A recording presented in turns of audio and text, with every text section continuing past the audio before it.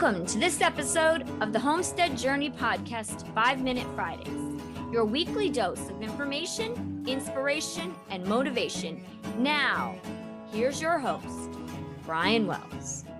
Thank you, Bonnie, and welcome everyone to another episode of 5 Minute Fridays. On today's episode, I am sharing with you my 3-step process for a weed-free garden this summer. Now, that's always my goal. My goal is always a weed-free garden, as I think it is for every gardener. And there comes a certain point where sometimes it just feels like we lose not just the battle, but we lose the war. Well, this year, I've got 3 simple steps that I'm implementing, and I'm confident that if I stick with these 3 steps, I'm going to have a weed-free garden.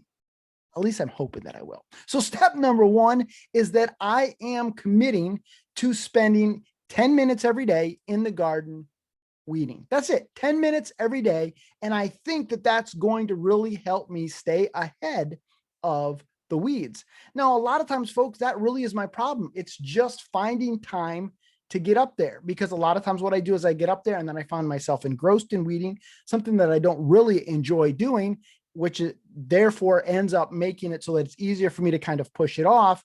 And so then when I do get up there, I have to spend a lot more time than I would like. So if I spend just 10 minutes a day in the garden weeding, I think I'm going to be able to stay ahead of it. Today, I went out and spent 10 minutes in the garden, and I found that I was able to weed over half of my raised beds in 10 minutes. So my feeling is that I am going to be able to stay out ahead of things if I just invest 10 minutes every day in weeding my garden. But if I'm only going to spend 10 minutes every day weeding my garden, then I need to do it as efficiently as possible. So step number 2 of my plan was to invest in tools to help me weed more efficiently. Now, last year, you may remember that I bought a Japanese sickle hoe, which did work well, but I found a couple of problems with it. Number 1 is that it's a little bit short. So that means that I cannot reach as far into the raised beds as I would like with as much precision as I would like. And number 2, because it is a little shorter, I have to bend over to use it. And let's face it, folks, not getting any younger, and my back doesn't necessarily care for that. So this year, what I am trialing is something called a wire hoe. Now, I bought it from Never Sink Farm. I will have a link to the Japanese sickle hoe, as well as a link to this wire hoe that I'm using. The Japanese sickle hoe link is an affiliate link. The Never Sink Farm is not, just in the spirit of full disclosure. But I am trialing the wire hoe from Never Sink Farm. And folks, right now, I am really, really liking it.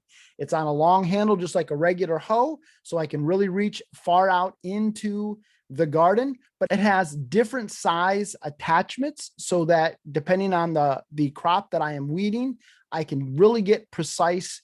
So really right now I'm liking it. This is not a full-on endorsement. I've only been using it for about 3-4 weeks up in the garden, but right now, folks, I am really, really loving this wire hoe from Never Sink Farm. And so that's step number 2 in my plan. Step number 3 is to prevent weeds from ever germinating. Now, that's the whole point of the roost out bed.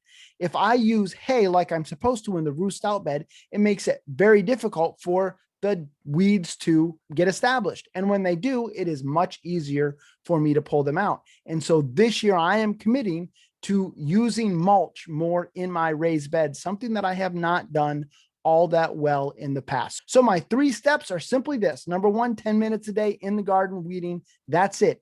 And I'm setting a timer on my phone. 10 minutes are up, boom, done, go on, find another task to do. Number 2, I have invested in some tools to make that 10 minutes as efficient as possible. And number 3, I am committing to using mulch to prevent weeds from ever starting in the first place. Hopefully you find this helpful. And if you have any suggestions on establishing a plan for a weed-free garden, I'd love to hear them from you. This week's Journey Quote of the Week comes from Oliver Goldsmith. Life is a journey that must be traveled, no matter how bad the roads and accommodations. All right, folks, we will catch you on next week's 5 Minute Friday. Brian can be reached by emailing him at brian@thehomesteadjourney.net or by contacting him via our social media accounts on Facebook, Instagram, or YouTube. If you've enjoyed this episode and you'd like to support this podcast, we invite you to become a member of the Supporting Listeners program.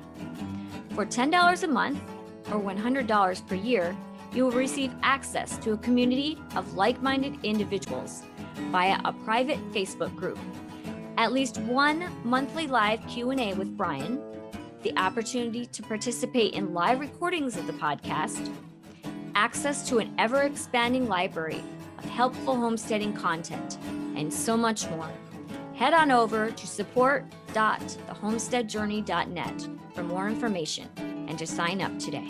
As always, the music on this episode was provided by audionautics.com, so a big shout out to them. And until next time, everybody, keep up the good work.